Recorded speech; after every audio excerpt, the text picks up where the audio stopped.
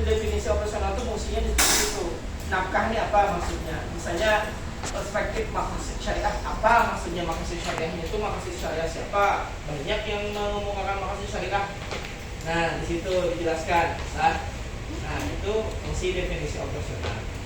Nah, sekarang karena kita ini sudah temanya sudah dapat, judulnya sudah dapat, ya. Nah, kemudian rumusannya sudah dapat tentang misalnya ini masalahnya dulu, masalahnya kita ambil di sini fakta sosial empirisnya, ya. Nah, kita tanyakan fenomenanya, rumusannya yang kedua ditinjau dari apa? Misalnya kita lihat dari undang-undang atau dari apa? Nah, itu jadikan dua rumusan, ya. Nah, karena kita ini sudah terfokus penelitian kita, ya itu pertama penelitian kita tadi mencari apa fenomena itu terjadi. Kemudian yang kedua, kalau fenomena dilihat dari sudut pandang ini bagaimana? Ya kan ada dua jadinya lah. Nah, barulah kita cari penelitian terdahulu. Gunanya sebenarnya jadi Bapak itu kan untuk mendapatkan gap dan nokotik. Nah, setidaknya dengan membaca penelitian terdahulu itu kita tahu orang ini meneliti kayak ini. Nah, ini sudah orang ini meneliti. Jadi kita yang belum itu bukan mesti yang 100% original, itu jarang memang ada. Ya, tidak semuanya itu penelitian itu rata-rata sudah dilakukan hitungannya penelitian. Ya, jadi fungsinya penelitian terdahulu tadi itu untuk menempatkan posisi kita. Nah, kalau Bapak ada menjelaskan teori obat nyamuk ya lah. Nah, sekira. Oke.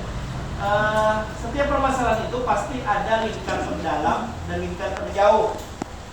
Ya. Nah, Ikam temukan di mana posisi penelitian Ikam. Nah, ibaratnya penelitian Ikam rumahnya di sini nih, kan sampai yang ke intinya mana di sini aja nih penelitian Ikam. Nah, Ikam mendeskripsikan yang di sini. Yang ininya penelitian orang. Gitu. Contohnya misalnya kayak judul tadi nafkah anak pasca perceraian di landasan ulil. Ya, nah, orang tuh ada judulnya misalkan nafkah setelah perceraian, itu berarti yang terlalu umum. Kemudian hasil putusan pengadilan tentang nafkah, itu lebih sempit lagi. Nah, kemudian yang judul yang sama tapi tempatnya berbeda. Ya, nah itu contohnya. Nah, jadi itu kayak itu cara memilih, bukan yang kita memasukkan banyak di dalam penelitian terdahulu. Jadi kita bingung penelitian terdahulu itu karena terlalu banyak. Cukup 3 atau 4 aja sudah. Semakin penelitian itu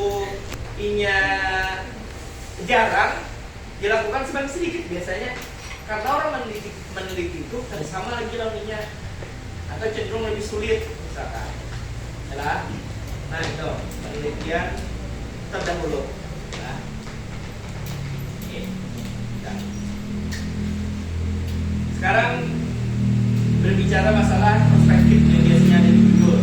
Nah.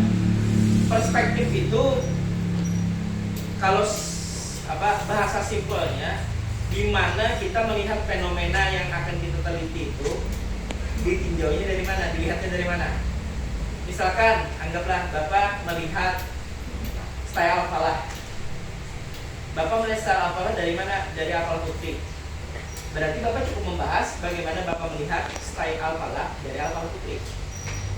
Atau misalnya Bapak hendak melihat style Al-Falah dari Al-Famart di seberang sana. Al-Famart aja, Bapak menyisakan di Al-Falah Putri, bukan sudut pandang Bapak. Nah, jadi penelitian seperti itu.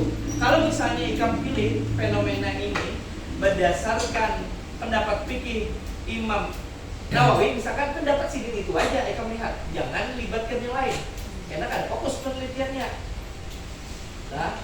Nah, untuk menjelaskan pendapat Imam Nawawi ini, Ikam pakaikan pendapat yang lain, adalah salah. Ya, kalau perlu dijelaskan lagi lawan murid-murid sidin, ya kan, atau generasi fikih setelah sidin. Nah, itu kan perlu. Contoh misalnya perspektif undang-undang.